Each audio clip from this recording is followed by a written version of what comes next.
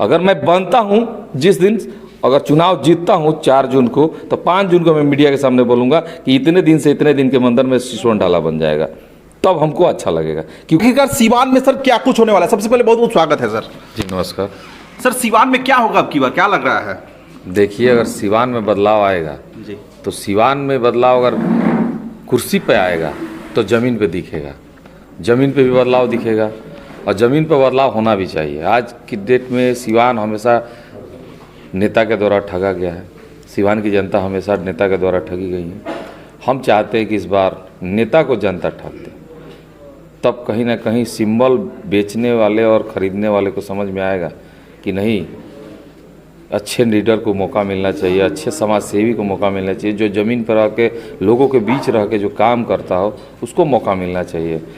तो अगर वैसे लोगों को मौका मिलेगा तो पार्टी भी मजबूत होगी और ज़िला भी मजबूत होगा और जनता भी मजबूती से रहेंगे। अच्छा, आज तक जो भी लोग सिवान का प्रतिनिधित्व किए हुए हैं, बस लोग सड़क का शिलान्यास कर देते हैं तो बोलते हैं विकास हो गया। आखिर क्या सड़क का शिलान्यास विकास है क्या? विकास करने का तो देखिए, तो एक मुखिया भी सड़क डलवाते हैं, एक बीडीसी को भी फंड मिलता है सड़क ढालने को, जिला पार्षद को मिलता है, विधायक को मिलता है, वो अलग चीज़ है। विकास एमपी का विकास का मतलब कि बड़े बड़े मुद्दों को लोकसभा में अपनी बातों को रखे और कुछ सौगात लेके आए, ना कि दिल्ली जाके और लोकसभा में एक अटेंडेंस लगा देना, अटेंडेंस लगा के और वहाँ फिर वापस आ जाना। नहीं, वहाँ जाके अपनी जिला के लिए समस्या के लिए दहाड़े, अपनी जिला की समस्या को वहाँ पहुँचाए और उस समस्या का समाधान करने के लिए वहाँ लड़ के वो व्यवस्था को लाए।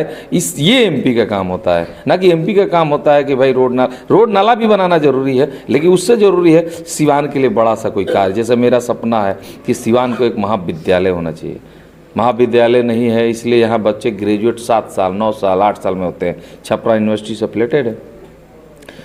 विश्वविद्यालय नहीं होने के कारण बच्चे जो गरीब घर के या कमज़ोर तबके के जो बच्चे हैं, जो मैट्रिक इंटर पढ़ के आगे ग्रेजुएट नहीं हो पाते हैं, तो उनके लिए विश्वविद्यालय होना चाहिए। इसकी मांग तो आज तक किसी नेता ने नहीं किया, किसी नेता ने नहीं किया, और हमें नहीं लगता है कि किसी नेता को सोच में भी आएगा कि सिवान में विश्वविद्यालय होना चाहिए। आजकल आग लग रहा है, देख रहे हैं बहुत सारे, हर साल लगता है, ऐसा नहीं कि इस साल लग रहा है, हर साल गर्मी के दिन में जब गेहूं की कटनी आती है तो आग लगना ही लगना है, कोई सीजन ही ऐसा है, उसके लिए व्यवस्था नहीं बनाई जाती है। जब आग लगता है तो लोग चिल्लाते हैं और कहते हैं अग्निशमन की गाड़ी नहीं है, व्यवस्था नहीं। उसको अगर हम पहले से तैयारी करके रहें तो आग पे काबू पाया जा सकता है। दूसरी बात है कि स्टेडियम है, जैसे मान लीजिए सिवान में स्टेडियम है, एक राजेंद्र स्टेडियम है। क्या लगता है कि सिवान में अगर धुरौदा में हम बैठे, यहाँ से जो लोग स्टूडेंट है चाहे बच्चे हैं, यहाँ से खेलने वहाँ जा सकते हैं? कुछ लोग टहलने के लिए स्टेडियम जाते हैं, यहाँ से लोग टहलने वहाँ जा सकते नहीं। हर ब्लॉक में स्टेडियम होना चाहिए, ये हमारी ये ज़रूरत की चीज़ है।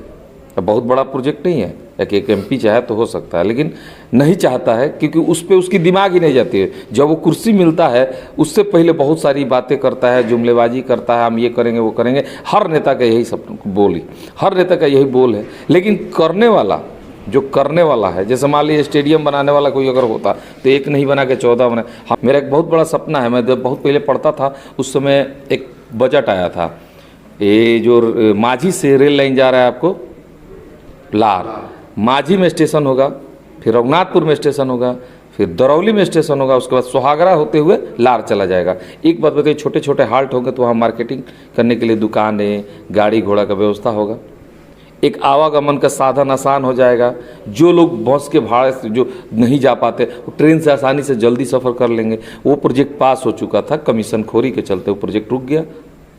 अगर आप तो हॉल्ट बनवाने की बात करते हैं, लेकिन जो अभी तक जितने लोग सत्ता में रहे हैं चाप ढाले पे राजनीति करते हैं, लेकिन बनता नहीं है। बता रहे काहे नहीं बनता है, उसके लिए फाइल होता है, लड़ना पड़ता है। ऐसे थोड़े जाइएगा लोकसभा में चुपचाप। अरे अगर आप टैलेंटेड होगे तब ना वहाँ चिल्लाएंगे। आप ही इसी बार बता दिए कौन ऐसा कैंडिडेट है जो जाके लोकसभा में ये ब्रिज का मैटर उठा सकता है?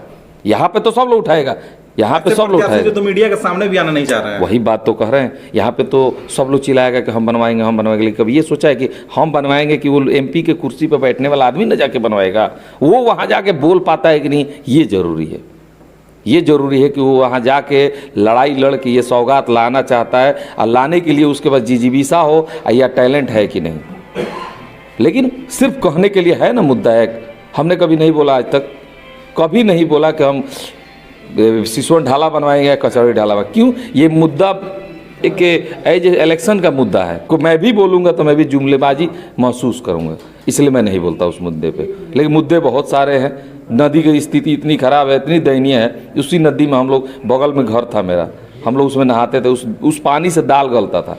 और आज स्थिति है कि उस नदी के किनारे खड़ा होना भी, माने खड़ा होना भी दुर्भाग्य है। एक तरह से देखा जाए इतना महक है उसमें, लेकिन उसके बारे में कोई सोचा आज तक?